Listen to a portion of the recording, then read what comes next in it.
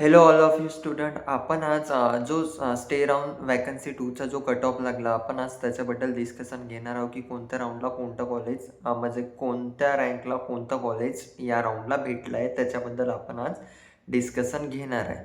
तर जास्त टाईम न घेता मी तुम्हाला कट ऑफ थोडा सांगून देते. ओपन कॅटेगरीचा कट ऑफ हा 5,04,10 आलेला आहे. 5,04,10 आणि त्याचे मार्क्स आहे 281. त्याला कॉलेज अलॉट झालं आहे शिवशंभू आयुर्वेदा कॉलेज सोलापूरचं, जे न्यू कॉलेज होतं ते अलॉट झालेलं आहे मित्रांनो ओपन कॅटेगरीच्या मुलाला. पण तो ओपन कॅटेगरीचा मुलगा हा SC प्रवर्गातून होता, हे पण लक्षात घेणं गरजेचं आहे.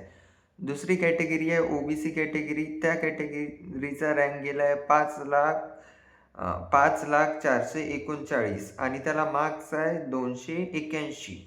त्याला कॉलेज भेटलं आहे श्री गोरखनाथ आयुर्वेदा कॉलेज खामगाव. ओके. आणि तिसरी कॅटेगरी आहे ACBC कॅटेगरीचा कट ऑफ गेला आहे 5 ऑल इंडिया रँक गेली आहे 5,04,851. त्याला मार्क्स आहे 279. त्याला कॉलेज अलॉट झालं आहे PG आयुर्वेदा मेडिकल कॉलेज. चौथ्या नंबरची कॅटेगरी आहे NT कॅटेगरी. विजेचा कट ऑफ गेला आहे 5,95,000. त्याला मार्क्स आहे 281, 281 मार्क. त्याला कॉलेज अलॉट झालं आहे आयडल आयुर्वेदा कॉलेज पालघर. हे कॉलेज अलॉट झालेलं आहे मित्रांनो विजेच्या मुलाला.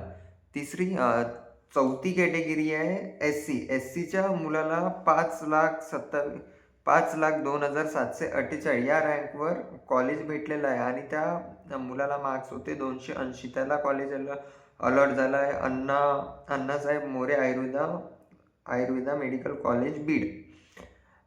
6वी कॅटेगरी आहे ST कॅटेगरीच्या मुलांना 234 मार्क्सवर या राऊंडला कॉलेज भेटलेलं आहे आणि ते कॉलेज कोणतं भेटलेलं आहे? शाहू महाराज आयुर्वेदा कॉलेज बुलढाणा आणि त्याची रँक होती 6,60,661. NTB कॅटेगरीचं अजूनपर्यंत मित्रांनो माहिती नाही आली, कारण की NTB कॅटेगरीचा कट ऑफ अजून ॲनालिसिस झालाच नाही याबद्दल. NTC कॅटेगरीचा कट ऑफ गेलेला आहे 4,96,368 आणि त्या मुलीला 78 आणि त्या मुलीला मार्क्स आहे 282. तिला कॉलेज अलॉट झालं आहे YAM कडोली कोल्हापूर.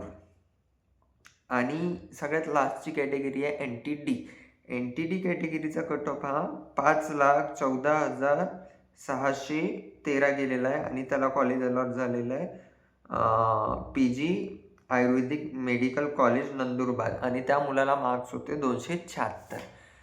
तर मित्रांनो, ज्या मुलांना काही इन्क्वायरी असेल तर खाली मी माझा नंबर शो करत आहे, तुम्ही माझ्याशी डायरेक्ट कॉन्टॅक्ट करू शकता. आणि इव्हन कोणाला जर बाहेर स्टेटची माहिती पण पाहिजे नसेल तरी पण मला डायरेक्ट कॉन्टॅक्ट करा आणि डायरेक्ट माझ्याशी बोला. Okay, bye.